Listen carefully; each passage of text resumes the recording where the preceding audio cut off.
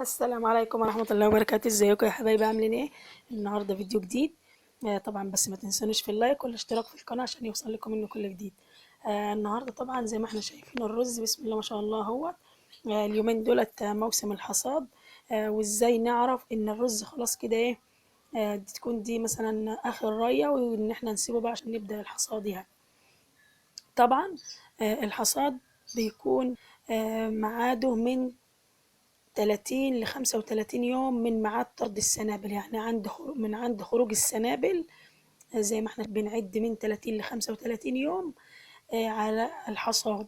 وما ينفعش اللي احنا نبكر عن 30 أو 35 يوم عشان ما يكونش فيه حبوب فارغة في السنبلة نفسها، ولا ينفع اللي احنا نأخر عن الميعاد ديت علشان خاطر ما يكونش فيه نسبة الفرط اللي هي الحبوب اللي في السبلة نفسها بتفرط على الأرض، وبالتالي بتأثر على المحصول، وبيكون المحصول كله بيروح على الأرض.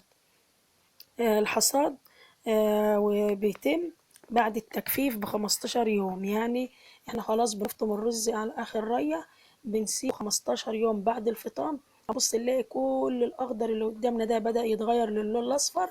بعد كده بيتم الحصاد. الحصاد بيكون بطريقتين: إما بالطريقة اليدوية، وطبعا دي ما عادش مستخدمة اليومين دول، أو بتكون ما عادش مستخدمة، بس ممكن لو الرز رائد مننا أو كده هوت، فالفلاح بيضطر إن هو يضم يده. دي في الحالة دي فقط إن الفلاح بيضطر لكده.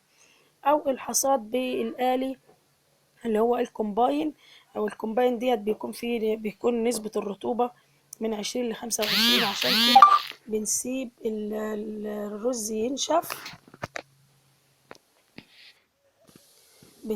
الرز ينشف. على مناشر تكون فرشة كده بنفرشها، وبيتحط عليها الرز بعد الحصاد عشان نسبة الرطوبة. مع التقليب المستمر بتتقلب كل يوم علشان خاطر تنشف. بعد كده بعد ما بيتم عملية ان هي بتنشف خلاص، بنقوم بتعبئة الرز ديت في أجولة، شويلة يعني. بعد كده بقى ايه بيتم التخزين او البيع للتاجر. وده النهاردة اتكلمنا عن ميعاد الحصاد. يا رب الفيديو يعجبكم. السلام عليكم.